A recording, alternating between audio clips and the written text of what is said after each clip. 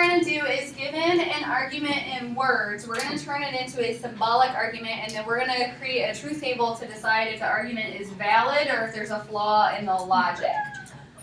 So to turn this into symbols, what we're going to do is allow each phrase to be a letter.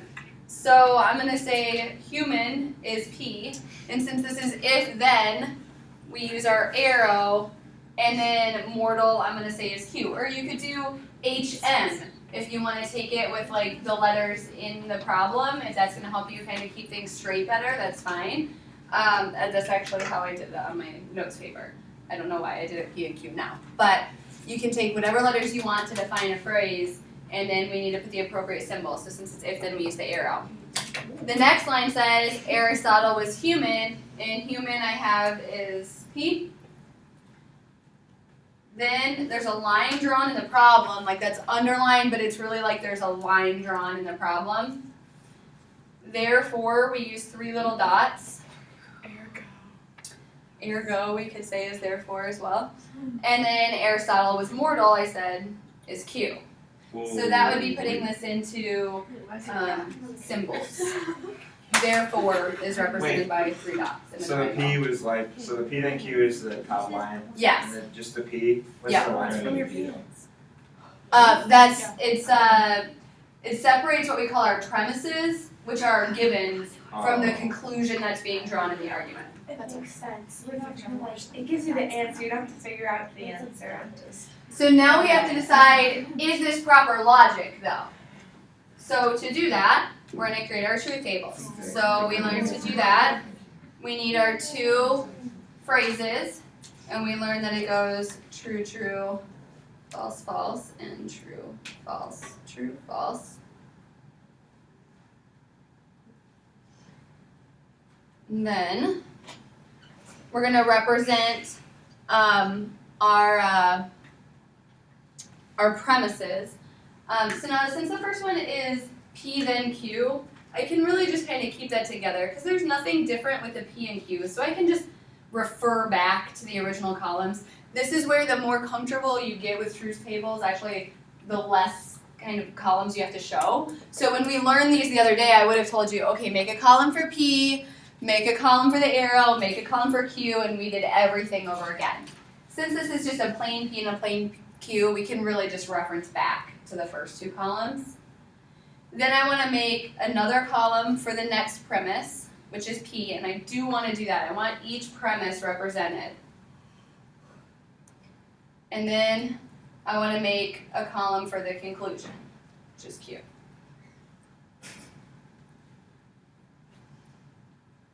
So now we're going to evaluate these. So remember our if-then, true must result in true. So if true results in false, that's bad, somebody told a lie. But false, we don't know. So those can be true. So in our arrow, our if-then, remember the only way we get a false is if it starts true and ends false. But that's a lie. So P, we can just copy over P. And Q, we can just copy over Q. Now, the way we determine if this is a logical argument is we look for the rows in which both premises are true.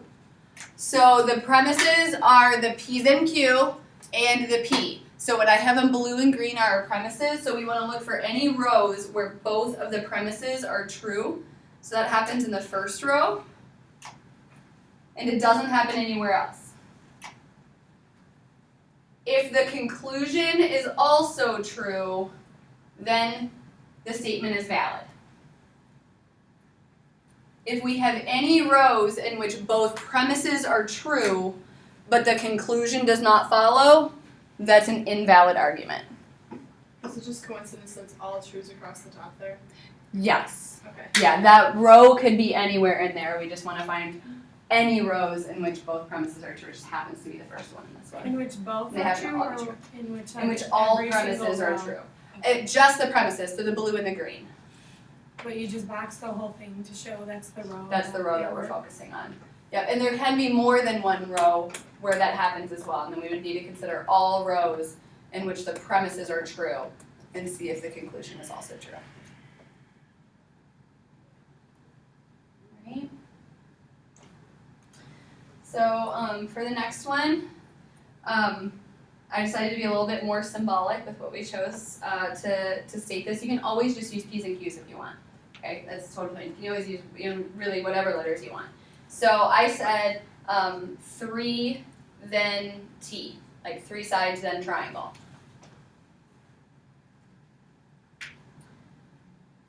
Then the next premise is not a triangle. How would I show that in symbols? Squiggle T. Then I've got my line because that's the end of my premises. Therefore is 3 dots. And then what would the conclusion be symbolically? Not P, or not. Squiggly 3. Not 3 or P or whatever we called the very first phrase. What did 3 dots mean? Therefore. Yeah, 3 dots is therefore.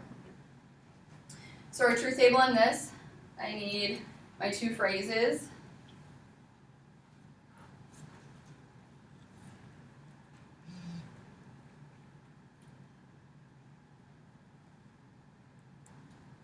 Then I need my first premise, and again, since it's just straight using the 3 and the T, I don't really need to separate these out. If you're more comfortable still giving everything its own column, you can feel free to do that.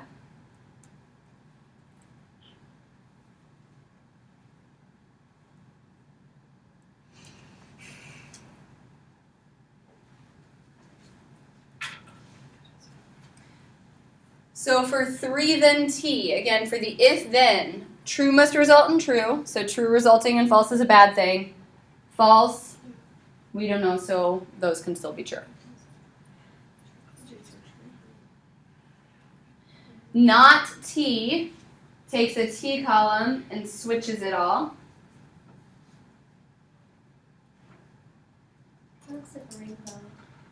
And not 3 takes the 3 column and switches it.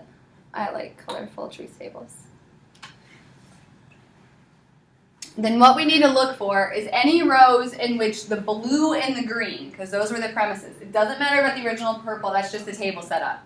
But in which the blue and the green are both true.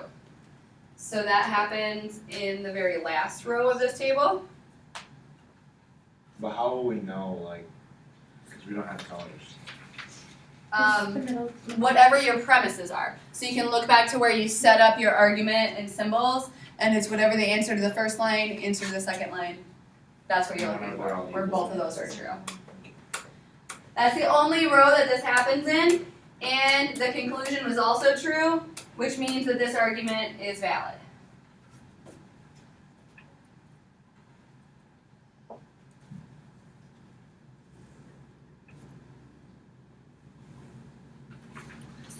Questions?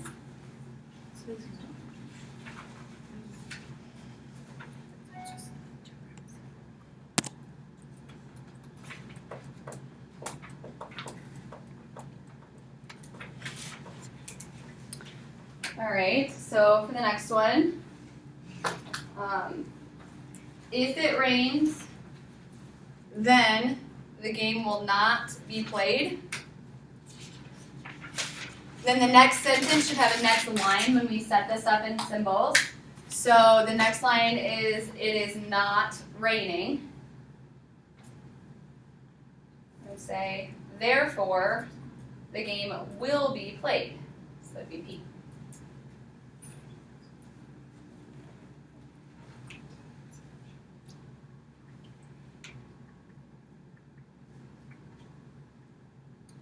So then to set up our table, I need R and P.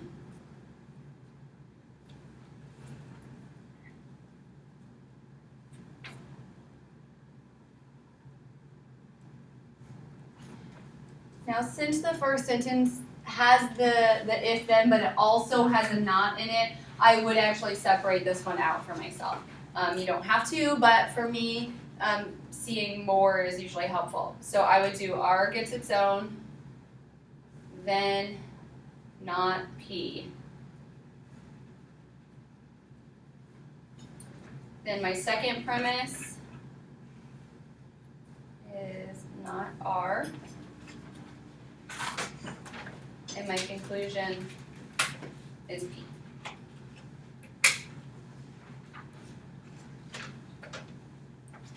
Now when I'm filling out the blue portion of this table, the portion that refers to the first premise, I'm going to copy over the R.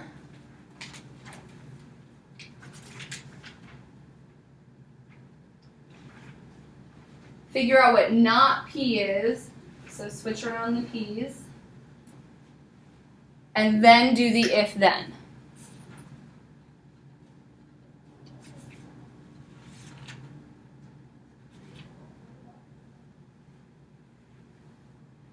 So that's just like we did our truth tables the other day, where we figure out the parts of it and then figure out what's called like the conjunctive, or the whatever the major symbol of it is, whether it's an and, an or. Typically, we're going to be doing lots of ifs and thens when we do arguments.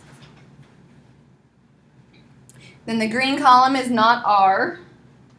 So I'm going to take the R column and switch it all.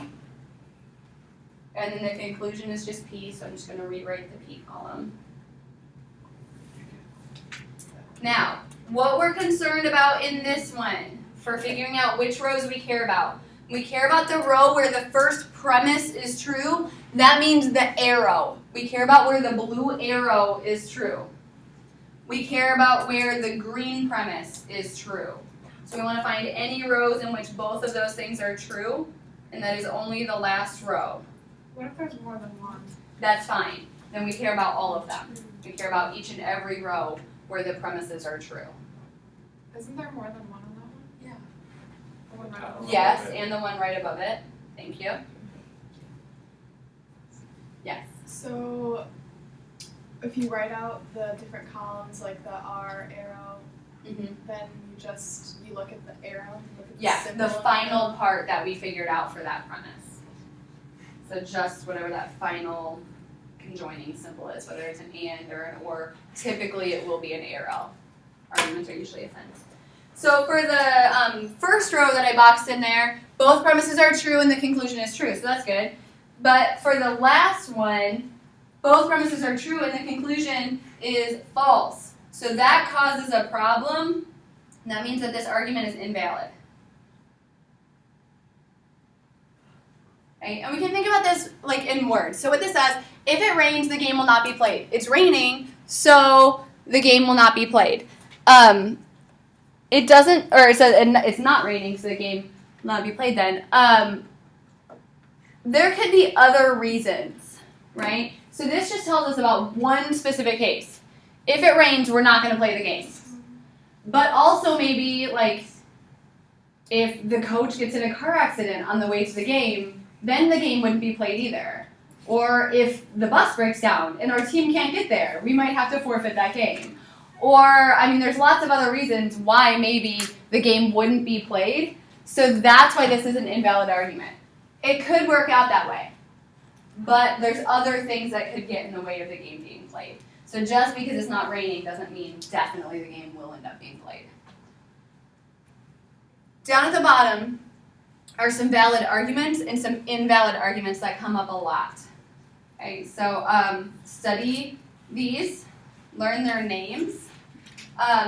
The modus ponens is actually the first example that we did, follows that format, where if P then Q, P, so then Q. That's how that one works, okay? It makes sense. And the other ones there, just kind of recognizing symbols, and you'll want to refer back to these when you're doing your assignment. You might find some of these to be in your assignment, and then if you see it's in this form, you can just automatically say valid, because those arguments are valid for sure. The invalid arguments are two things that people love to do with words that don't work. And that's the converse and the inverse. So our given statement is if P then Q. The converse we learned in our last assignment is if Q then P. And that's what this one, the fallacy of the converse says, is P then Q, Q, and so then people want to conclude P, but it doesn't work that way. The arrow's only pointing in one direction. So that's our fallacy of the converse, that we can't switch the position of those and be guaranteed that it will still be a true statement. In the fallacy of the inverse, we learned that our inverse is where we negate both parts. So if P then Q, not P, so then people want to say not Q. But that's not necessarily true. A converse and an inverse are not necessarily true, even if a statement is true. So those two fallacies are really important to recognize as well.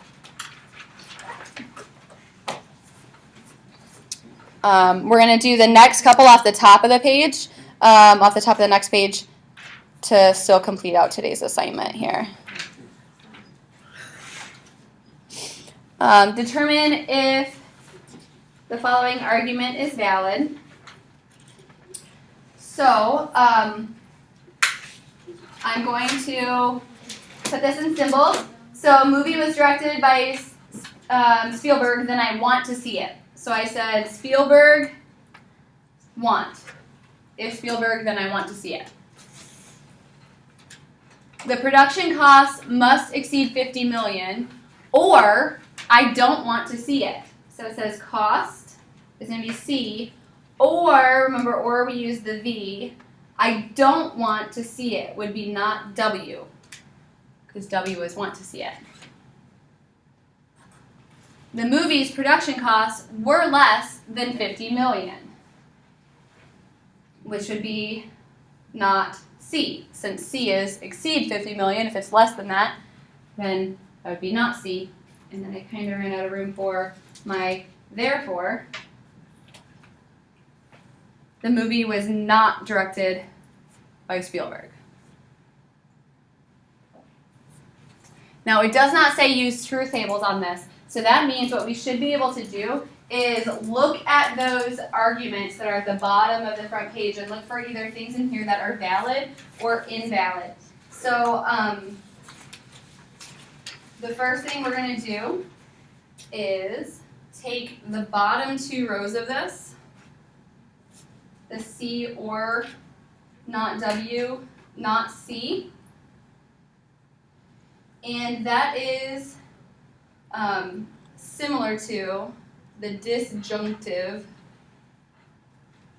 That's the last one in that column. The last one in that column is the only one that has the or. It says P or Q, not P then Q, so the not was switched up, but it still holds true that we can combine those. And when we combine those two statements together, they're going to create a new statement of what do you think? So if we look at that chart at the bottom where it says disjunctive, the chart itself says P or Q, not P, then results in Q. So this one is very similar to that. I'm going to write that out to somewhere here. So P or Q, not P, then Q. So if I want to combine the last two, what changed about it? So what should change about our conclusion then?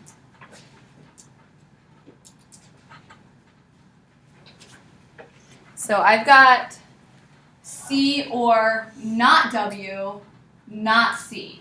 So see how those both have extra nots in them? So what do you think the conclusion is going to be?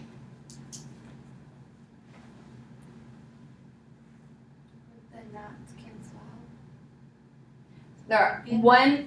They're in different parts. So one of them's on the P and one of them's on the Q. If they were on the same thing, then they would cancel each other out.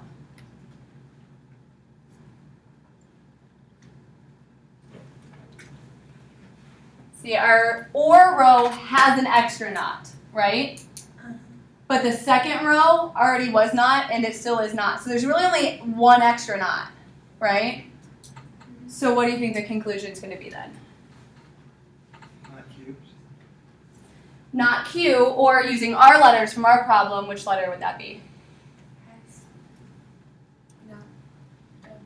Not W. Okay. So I can kind of highlight out. So the P, S, that's, oh, I circled the wrong thing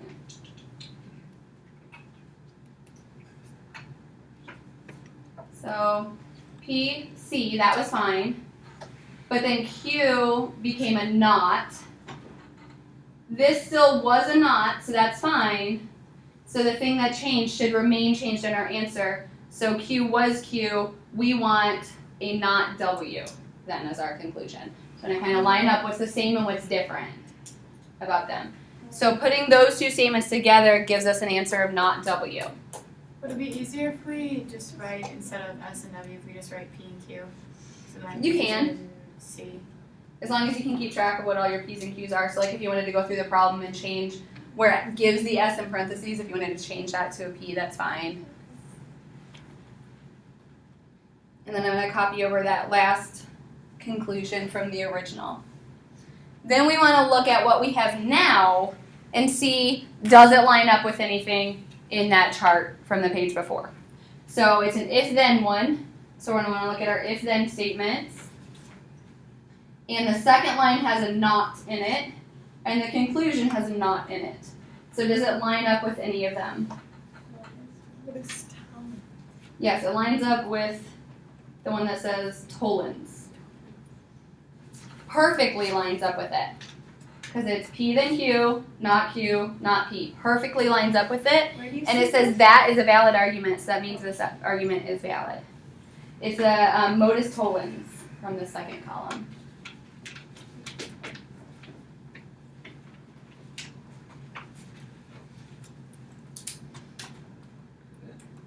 For that one. Yeah. I like to say, is that it? And that was our longest example today. Is that it? That's all? Oh. For the next one, we want to put this into some notation. We will not go to Japan, or we will go to Hong Kong. If we visit my uncle, then we will go to Singapore. If we go to Hong Kong, then we will not go to Singapore. And the question is, therefore, what? What can we conclude about this? Okay, one thing that is not in the charts, but that will be important to you in this problem and in your homework, is that saying not J or H is logically equivalent. So that's what that double arrow means. That is exactly equal to saying J then H. If we would create truth tables on those two things, they would be the same. Okay? So we talked about how we could decide if statements were equivalent the other day and said we could create a truth table on each of them, and if all the trues and falses line up, then it works. Those two statements are logically equivalent to each other, and that's going to be important in this problem to make a conclusion here.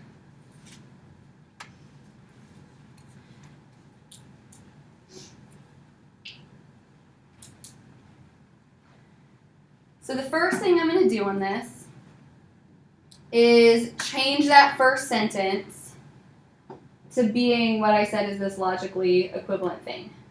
So instead of saying not J or H, I'm going to say J then H. And that's the only change that I'm going to make to it right now. I'm just going to do one change at a time.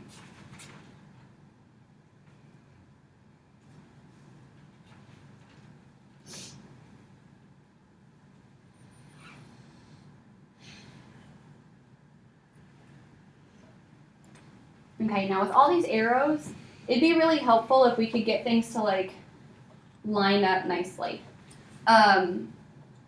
So what I'm going to do is change that second statement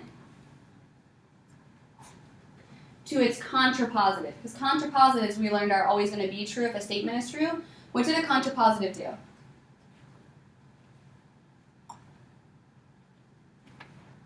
We learned those on Friday. What changes did a contrapositive make to it?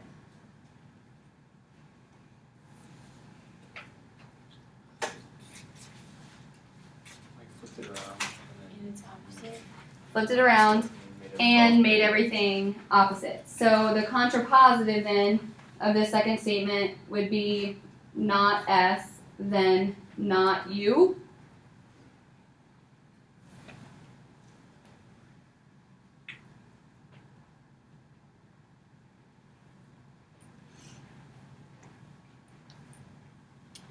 So now what we want to do is see if we can follow a train of logic here. So if J, then H. Well, what about if H?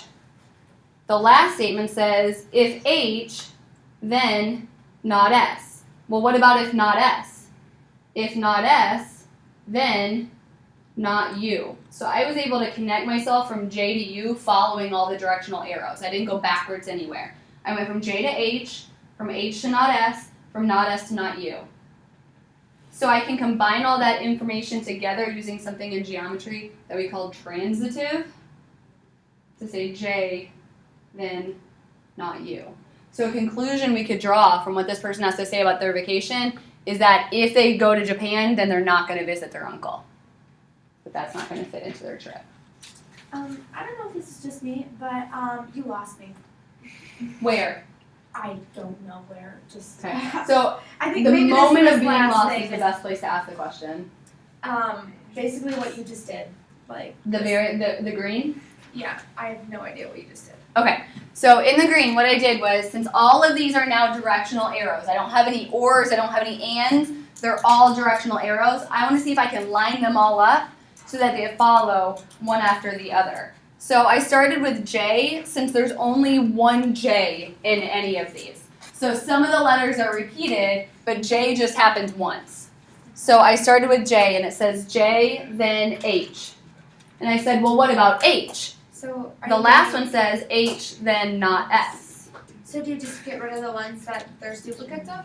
Well, we need to make sure they line up. So I wrote the first statement, J goes to H. And then I said, well, what about H? H goes to not S. Oh. Well, what about not S?